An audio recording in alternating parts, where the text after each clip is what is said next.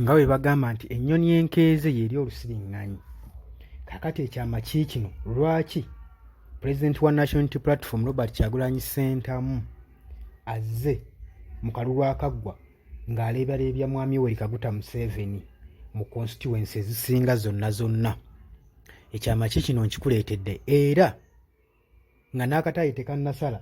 President Robert Kyagulanyi Ssentamu yatandise dda kakuyege mu ngeri y'emu etera omubanga emuwangiza constituencies zonna okulaba ng'aleebyalebya mwami we Kaguta Museveni. Byenkuleetedde kulamusizaako nnyo weebale kwekumira ku Yegi Updates TV kuba k'osinzira okuba ng'otuwuliriza. Baganda bange atandika kubanga musubscribinga agenda wansi gy'alaba ekigambo subscribe kona mukade kajja kuyambako okuleetera notification message singa tunaabanga tukuleetedde information ompya. Sharinga, likinga, subscribinga. Baganda bange bali emitala w'amayanja mbanirizaako nnyo mwebale kwekumira ku Yegi Updates TV.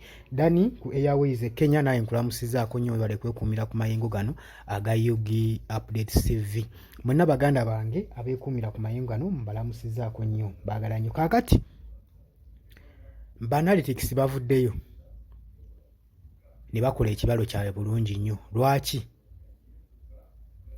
Robert Kyagulanyi Ssentamu President wa National Unity Platform azaleebya, tujja namuyita President wa National Unity Platform President kuba kati ye President gwe tumanyi eyamalako constituencies zonna ng'aleebya mwami we Kaguta Museveni wankubadde ebyava mu kitongole ekya Electoral Commission tetwabitegeera naye nga ffe tumanyi omukulembeze eggwanga yaani nze naawe. Kakati ensonga waaki azaleebyalebya mwami we Kaguta Museveni era sinakiini mwami we Kaguta Museveni waataakole nnyo nakugulirira nnyo balonzi mu kalulu kano akajja aka 2026 ku luno kandi mulinnya ku nfeete.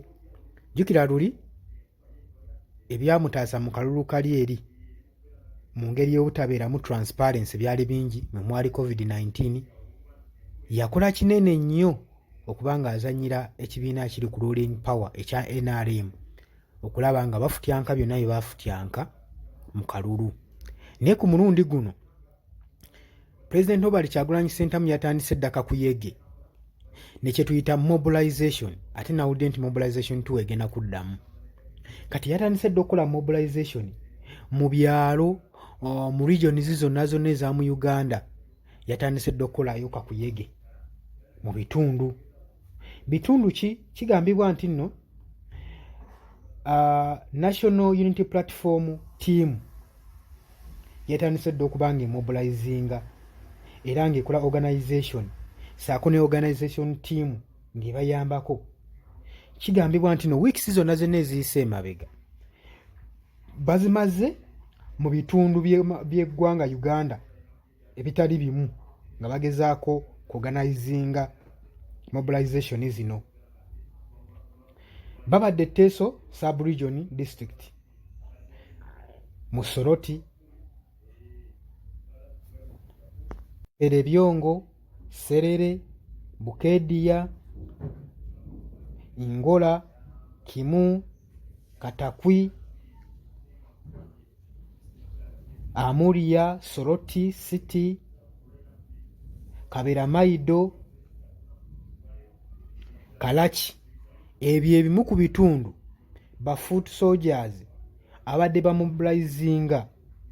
mobilization tours nga bali wamu ne ttiimu bamaze ennaku zaabwe eziwerako nga bagenda mu maaso n'okutalagga ebitundu ebyo okulaba nga akalulu akajja aka 2026 era mwami we Kaguta Museveni tumuleebyalebya ku luno twagala tumukwatire ddala mu nkoona ave mu ntebe yaffe.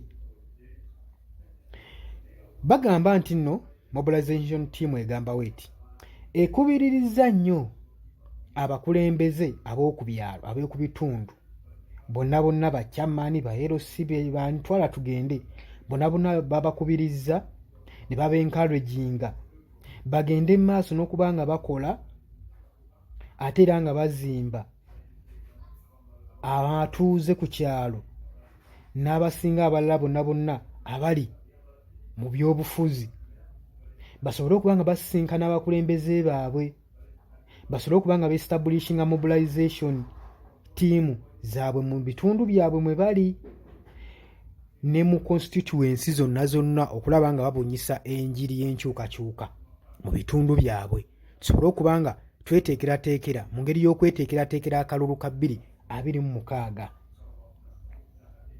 Oba okitegeera kati zino emu ku nsonga lwaki President Robert Kyagulanyi Ssentamu azze alebyalebya ebibiina by'obufuzi ebisigadde.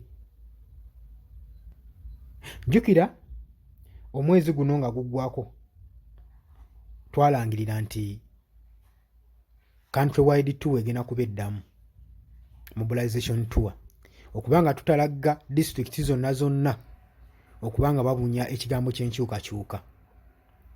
Mu bwangu tugenda kuba nga tubabuulira wa gye tugenda otandikira, wa gye tugenda osookera, musobole okuba nga mwaniriza pulezidenti wammwe abeere nga abawa ekigambo kyammwe eky'enkyukakyuka mu mikwano gyange abali eyo.